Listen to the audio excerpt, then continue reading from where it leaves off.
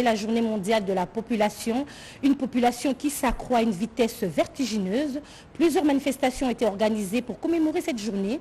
Vous suivrez un atelier sur la planification familiale en République démocratique du Congo. Madame, Monsieur, bonsoir si vous nous rejoignez sur la RTNC.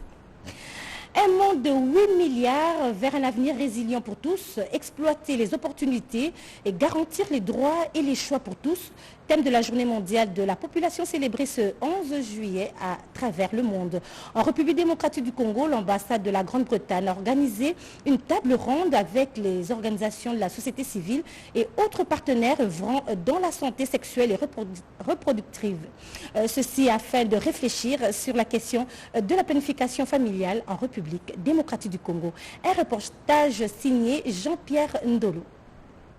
Comment la planification familiale peut-elle garantir les droits et les choix de toutes les femmes de la République démocratique du Congo? La question était au centre des échanges entre les différents participants à cette table ronde organisée par l'ambassade britannique pour marquer cette journée dédiée aux questions concernant la population. 500 millions de dollars, c'est le montant investi par l'ambassade britannique pour soutenir la santé en République démocratique du Congo, notamment à travers son programme de santé sexuelle et reproductive mis en œuvre par l'organisation internationale Marie Stop et grâce auquel plus de 950 000 grossesses non désirées ont été évitées. 8,3 millions de femmes en RDC souhaitent éviter une grossesse et 75% d'entre elles ont un besoin non satisfait de contraception. Si tous les besoins étaient satisfaits, les grossesses non désirées et les avortements à risque diminueraient de 3 quarts. Les décès maternels diminueraient de plus de 60%. Sans le travail important de la société civile réunie ici aujourd'hui, il n'y aurait pas de priorité politique soutenue, ni d'adhésion au niveau communautaire pour la planification familiale. Cette table ronde a permis une évaluation des actions menées ainsi que les responsabilités des différentes parties pour faire avancer la planification familiale, une question centrale pour l'autonomisation de la femme, la réduction de la pauvreté et la réalisation du développement durable. Et le ministre du Tourisme, Muderon Simba Matondo, se trouve dans la province du Lualaba. Il est allé représenter le Premier ministre au 25e anniversaire de règne du roi de Bayeke. Un reportage signé Bobo Samba. L'ambiance est de fête ici au village Bunkea, dans le territoire de Lubudi. Différentes personnalités ont fait les déplacements pour communier avec le peuple yéké. Le ministre du Tourisme, Muderon Simba Matondo, venu représenter le Premier ministre Jean-Michel Samaloukonde, était également de la partie. Le représentant du chef du gouvernement a dit la nécessité de protéger le patrimoine culturel, touristique et mémoriel du peuple yéké. Au nom du Premier ministre, chef du gouvernement, je cite Michel Samaloukonde, je nous souhaite la plus belle fête en proposant que la vraie histoire d'Ntili et toute la succession de Bayeke soit enseignée correctement dans nos écoles à tous les niveaux. Le cadeau que j'ai amené, c'est un taureau, une vache, 5 chèvres et une enveloppe dont vous-même saurez les secrets. Je vous remercie. Ce 25e anniversaire d'intronisation du roi Mwenda Bantuntiri Godefroy Munongo a vu également la consécration du ministre du Tourisme. Muderon Simba Matondo a été désigné membre d'honneur du royaume par le chef Ntsiri pour les efforts qu'il consentit dans la valorisation des atouts touristiques et mémoriels dans toute la province de la République démocratique du Congo. Rappelons que le royaume de Bayeke est à son 8e chef coutumier depuis 1998. À présent, un tour d'actualité dans les provinces. D'abord, dans le Sud Kivu, la route nationale numéro 5 est en pleine réhabilitation à la grande satisfaction de la population. Regardez ceci en images.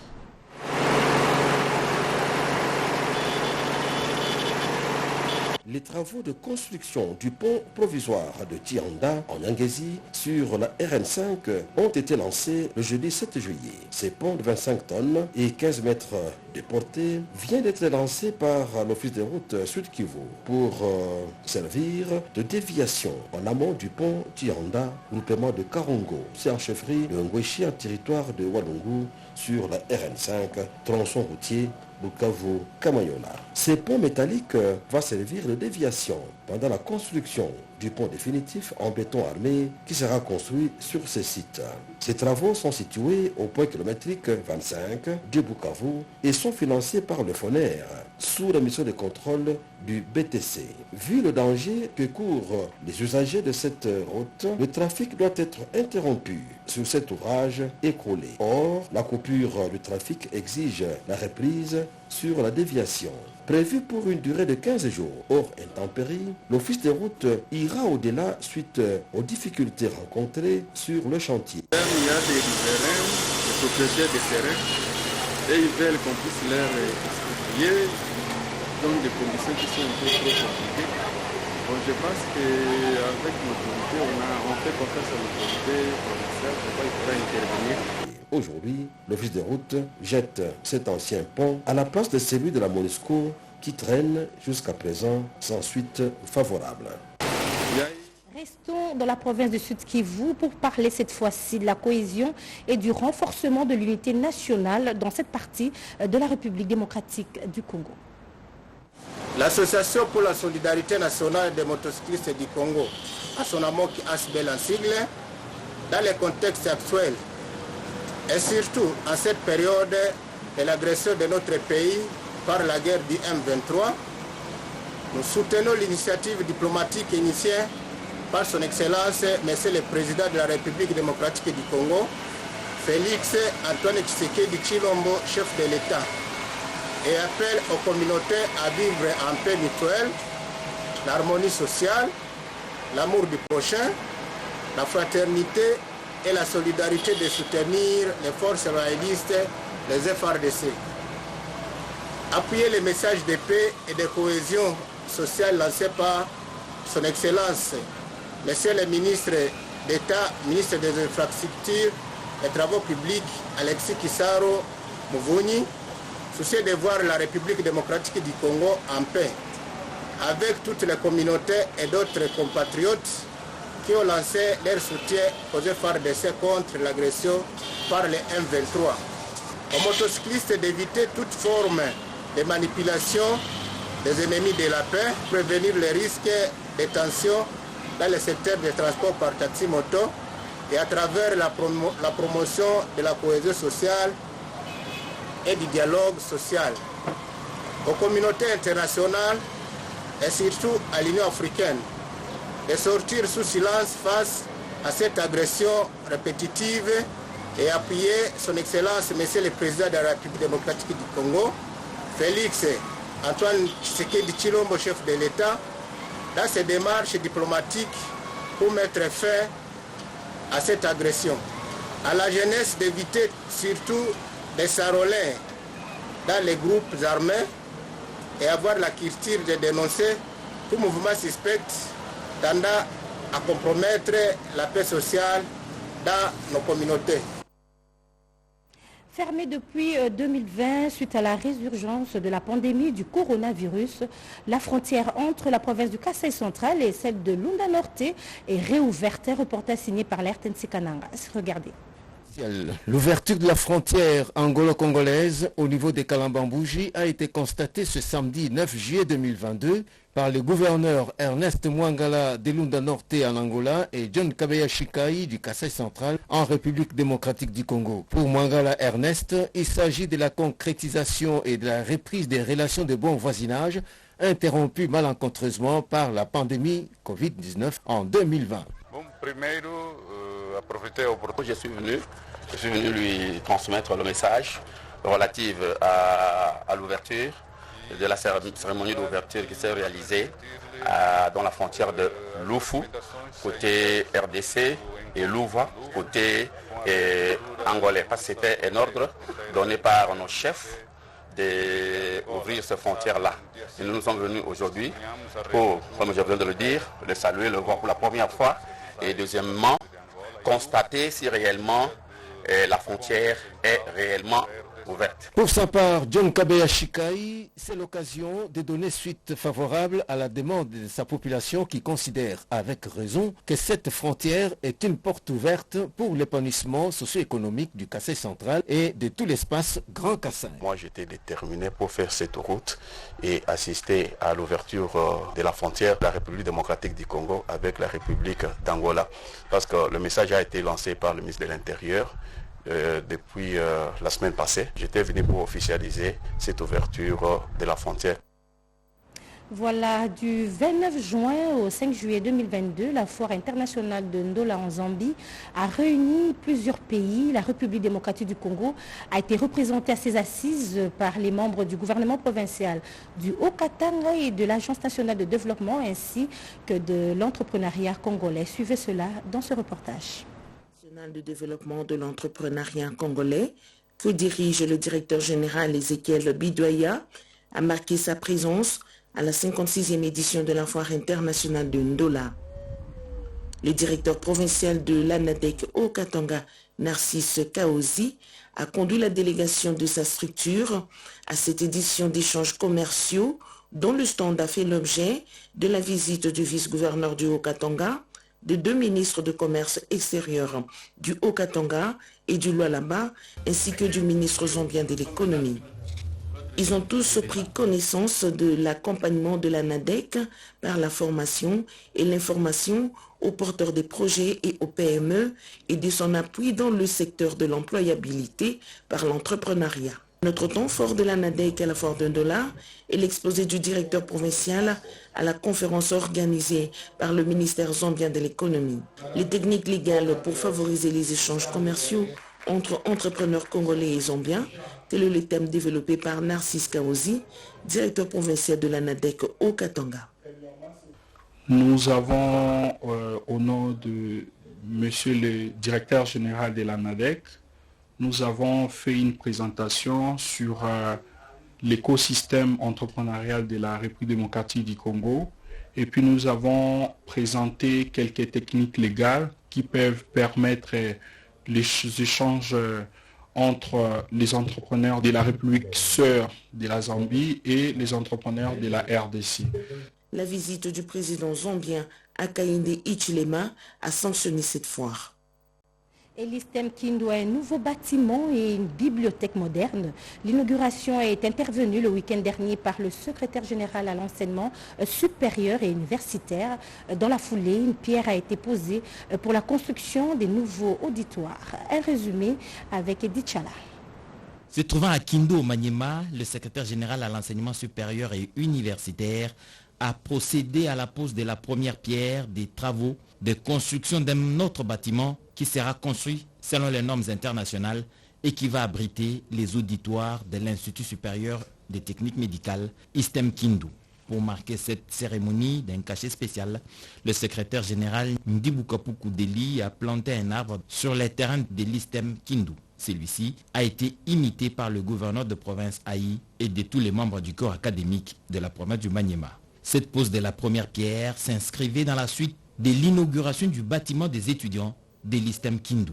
Le secrétaire général Ndibukapuku Deli, aux côtés du gouverneur de province Haï et du représentant de la présidente de l'Assemblée provinciale du Maniema, a coupé le ruban symbolique, acte qui marque la mise en service de la bibliothèque et salle informatique de l'ISTEM Kindu. Et puis les sinistrés du volcan de Nyiragongo viennent de pousser un ouf de soulagement. Des maisons de type moderne ont été mises à la disposition des victimes de cette catastrophe. Les détails dans ce reportage. Regardez. Sourire et satisfaction sur le visage des modestes Mutinga Mutushaï, ministre national des Affaires sociales et Actions humanitaires, qui inaugure enfin un projet savamment conçu par Marie-Thérèse Masuka Saini, gouverneure de la province du Lualaba, en faveur des sinistrés des Nyiragongo à Goma dans le Nord Kivu. Sur une surface de 2 hectares, 120 maisons totalement électrifiées sortent des terres dont chacune comporte 2 chambres, à coucher et un salon. Nous avons construit les maisons sur un terrain acheté par Madame gouverneure de la province du Lualaba, un terrain de plus de 2 hectares où nous avons construit en partie 120 maisons contenant chacune 2 chambres et un salon. Nous avons construit un marché d'à peu près 40 tables. Nous avons construit un bâtiment de 3 bureaux pour la police nationale. Les 120 maisons sont remises symboliquement via les clés par Yvette Angoussi, la coordinatrice et maître d'œuvre auprès ministre provincial du Travail et de la Prévoyance sociale de la province du Lualaba, qui représentait Madame Gouverneur, qui à son tour le remettra à Modeste Mutinga, ministre national des Affaires sociales. Nous avons voulu venir conforter ces populations qui manquaient du tout. Aujourd'hui, ils ont un logis, ils ont un peu de vivres et d'accessoires essentiels pour vivre dans ces nouveaux abris. J'aimerais par cette même occasion remercier le chef de l'État qui avait demandé en son temps à ce que tout le monde puisse faire des collectes pour que cette population qui était en difficulté puisse découvrir son sourire. Et ma Fifi avait répondu à cet appel du chef de l'État et voilà le fruit. Et c'est le fruit du cœur, comme je venais de le dire tout à l'heure.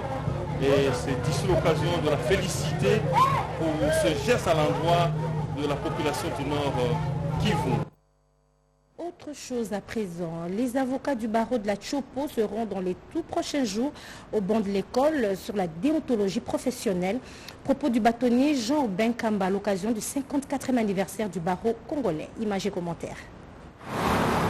C'est à cette occasion que cette matinée déontologique est tenue par les avocats du barreau de la Tchopo, au cours de laquelle plusieurs sujets allant du barème des honoraires applicables aux avocats, la discipline et la remise à niveau sur la déontologie professionnelle ont été débattis. Les bâtonniers Jean-Aubin Kambali Soba parlent des progrès réalisés par les conseils de l'ordre des avocats 54 ans après. Au départ, le barreau de la province orientale n'avait que moins de 10 avocats. Aujourd'hui, après 54 ans, bien qu'il y ait eu démembrement de la province orientale, le barreau de la Tchopo compte à ce jour à peu près 700 avocats. Pour dire que les justiciables aujourd'hui ne peuvent plus souffrir d'insuffisance des avocats pour la prise en charge de leurs intérêts, pour la défense de leurs droits. Toujours au cours de cette matinée déontologique, les bâtonniers à Kamba a fait la restitution de la conférence des bâtonniers tenue à Kolwezi. Une conférence est soldée par plusieurs résolutions. Des questions liées à l'admission à la profession d'avocat, les questions liées à l'exercice proprement dit de la profession d'avocat et les questions liées au fonctionnement de l'ordre national des avocats en République démocratique du Congo. Comment encadrer les plus jeunes qui acceptent de devenir avocats, comment les former pour qu'ils ne puissent pas être retrouvés dans des cas de manquement au devoir, aux règles de la déontologie, pour que demain ils puissent prendre la relève. Pour bien célébrer le 54e anniversaire du barreau congolais, quelques activités ont été organisées, parmi lesquelles ces matchs de football qui a opposé les avocats inscrits au tableau de l'ordre et les stagiaires. Un match est soldé à l'avantage des avocats stagiaires, 3 buts contre 2. Et puis aussitôt installée, la gouverneure du Haut-Lomami, Yumba Kalenga, a échangé avec les formations politiques membres de l'Union sacrée pour la nation. Objectif, renforcer les relations au sein de cette famille politique. Images et commentaires. Son Excellence Yumba Kalenga Mushimbi Isabelle, à ses côtés, le vice-gouverneur Loué Kamataka Martin s'est entretenu avec une délégation des officiers de la police nationale congolaise, conduite par le ministre provincial de l'Intérieur, l'honorable Makwakwa Albert. Dans son mot de bienvenue, l'honorable docteur Mushimbi Isabelle a rendu les hommages déférents au chef de l'État, Félix Antoine Tshisekedi Tshilombo, qui ne ménage aucun effort pour la paix et la sécurité de la population congolaise et a rappelé les dispositions légales des articles 2 et 6 de la loi organique numéro 11/013 du 11 août 2013 portant organisation et fonctionnement de cette institution publique. À l'occasion de votre première visite à mon office, je souhaite à vous-même et à toute la délégation qui vous accompagne la bienvenue. Ainsi, je vous appelle au respect strict de ces dispositions légales et à une meilleure collaboration avec les autorités provinciales et locales pour l'intérêt de tous. Prenant la parole, le commissaire provincial Mba Inox François a remercié le gouverneur Yumba Kalenga Mushimbi pour l'accueil et l'oreille attentive qu'elle prête toujours à la police et a par la suite présenté tous les officiers et a expliqué à la patronne l'organisation et le fonctionnement de cette institution en province tout en relevant les difficultés qu'elle rencontre. Entre autres, le manque de locomotion afin de répondre rapidement aux besoins de la population. Revenons à Kinshasa où une grande marche de soutien au FARDC a été organisée par la dynamique Séraphine Kiloubou d'Esca. Cette marche est partie du boulevard du 30 juin dont le point de chute a été la Fikine à Limete. La vice-ministre de la Défense nationale et ancien combattant a participé à cette manifestation. Chouchoundi Bois signé ce reportage.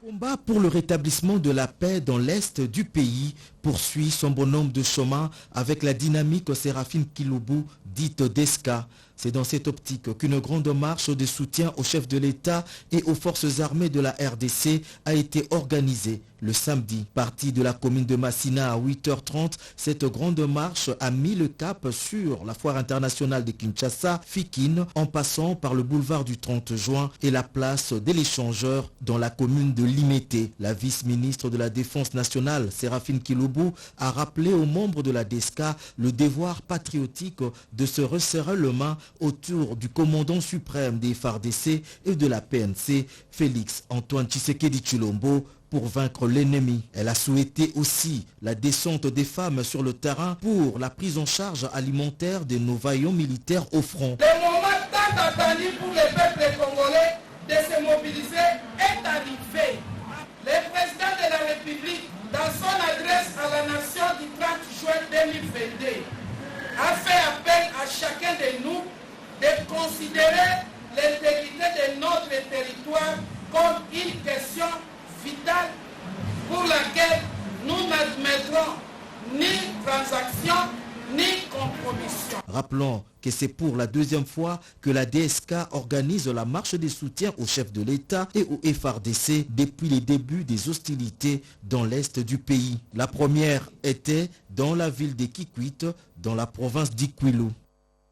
Luc Kabunango, cadre de l'UDPS, apporte son soutien au FARDC engagé au front face au M23 appuyé par le Rwanda. Ce cadre de l'UDPS a développé un concept autour du soutien apporté au FARDC. Un reportage signé par Cédric Kenina. C'est comme nous disons que c'est un reflet, c'est pour dire que ce n'est pas une invention que nous avons tirée de quelque part. Nous avons juste puisé dans le chef des Congolais et nous mettons ça pour dire nous sommes déjà ceci et nous sommes capables de nous comporter de cette façon. Et pourquoi pas, au-delà du cadre sportif, nous comporter de la même façon quand il s'agit de questions importantes qui concernent la nation, la République. Comme pour le moment nous faisons face à la question de l'intégrité du territoire et à la souveraineté de notre République, c'est encore une fois nous voyons la démonstration de cette philosophie léopard, que nous appelons philosophie léopard, cette mobilisation des Congolais à faire face à l'adversaire. Nous voyons cette détermination à gagner cette bataille et nous voyons que nous exigeons des parties prenantes le résultat qui passe par un comportement éthique, l'éthique largement parlant, donc dans sa globalité, y compris dans l'éthique du travail, dans la déontologie. Nous voulons voir les gens qui sont au front, les militaires qui sont au front, malgré les sacrifices qu'ils font, parce que c'est une guerre, et il y a des blessés, il y a des morts, mais nous voulons voir une certaine discipline dans l'exercice de cette responsabilité. Et parlons à présent de cette sensibilisation du personnel de santé au centre mère et enfants de Barumbu sur la vaccination contre la Covid-19. Les infirmiers et autres personnels soignants ont acquis des informations nécessaires par le docteur Albert Moya, expert en la matière. Luizen Sakala et Manuela, commissaire, ont signé ce reportage. La campagne de vaccination contre le coronavirus se poursuit dans la capitale Kinshasa. Après les professionnels de santé de l'hôpital sino-congolais, ce sont le personnel soignant du centre mère et enfants de Barumbu qui vient d'être informé sur le bien fondé de la vaccination contre cette pandémie planétaire. En présence des médecins directeurs et autres responsables de ce centre, l'orateur du jour, le professeur Albert Moya Dibaya, a échangé avec ces professionnels de santé qui sont en contact avec le malade et les a exhortés à plus de responsabilités pour leur protection. Nous avons été là pour apporter la bonne information, donner des explications claires, faire ce qu'on appelle une communication à deux voix, les écouter, leurs préoccupations, répondre à leurs préoccupations et donner de bonnes réponses pour qu'il y ait un changement de comportement qui puisse adhérer d'abord à la vaccination et être des relais communautaires qui pourront sensibiliser leur communauté pour se faire vacciner. Attirés par cette communication, quelques blouses blanches n'ont pas hésité de se faire vacciner. Oui, je suis venue me faire vacciner pour me protéger contre la propagation de la Covid-19. Parce que je suis tout le temps à côté des patients, des malades que je ne sais même pas leur statut. Premièrement, je suis santé communautaire, je suis devant la population. Et ici à l'hôpital, nous sommes devant les malades tout le temps. Pour ça, il faut me protéger. Cette journée de sensibilisation a été financée par l'USAID avec l'appui technique de BEA afin de faciliter la distribution de vaccins contre la Covid-19. Voilà, et puis enfin, l'Institut supérieur de commerce, ISC, a tenu sa première assemblée générale convoquée par son directeur général Emine Ngoïka Songo qui veut moderniser la qualité de l'enseignement dans cet institut. Et devant le comité de gestion, les professeurs et la délégation syndicale ont confirmé leur volonté de faire de l'ISC une grande école de commerce régionale. Un reportage signé Iverson Kawaba. À la délibération des étudiants pour la deuxième session, le manque de sonorisation dans les auditoires, la vétusté de certains bâtiments et autres ont été en toile de fond de la première assemblée générale de l'Institut supérieur de commerce, convoquée par son directeur général, professeur Emine Ngoïka Songo, en vue de rendre transparente la gestion et le fonctionnement de cet établissement universitaire. Et aujourd'hui, nous sommes venus au terme des 100 jours, pour rendre compte de notre vision, des missions que nous nous confions par rapport à cette institution. Comme vous savez, les institutions d'enseignement supérieur en RDC ont 3 missions, l'enseignement, la recherche et les services à la nation, n'est-ce pas? Mais aussi, nous avons, pour réaliser ces missions, il faut des valeurs, n'est-ce pas? Nous faisons la promotion d'un certain nombre de valeurs et tout cela orienté dans une vision de faire de l'ISC une grande école de commerce. Une école pas seulement locale ici à Kinshasa ou nationale dans le pays, mais une école dont la vocation était une vocation régionale, sous-régionale et régionale. Nous avons rencontré les préoccupations et je pense que les diagnostics qui ont été faits sur les difficultés que nous avons, qui sont dus pour la plupart au problème des infrastructures, n'est-ce pas? Et on a parlé de l'anonymat également. Et ils sont pour l'anonymat, mais il faut rationaliser cet anonymat, les rendre efficaces pour combattre les antivaleurs. Le comité de gestion, le professeur, les corps académiques ainsi que la délégation syndicale, tous ont rehaussé de leur présence à cette grande rencontre avec pour objectif de trouver une feuille de route pouvant faire de cet alma mater une grande école de commerce. C'est la fin de ce journal. Merci à vous de l'avoir suivi. Prochain rendez-vous, c'est à 20h avec Françoise Bouelabouaki. Et d'ici là, restez avec nous.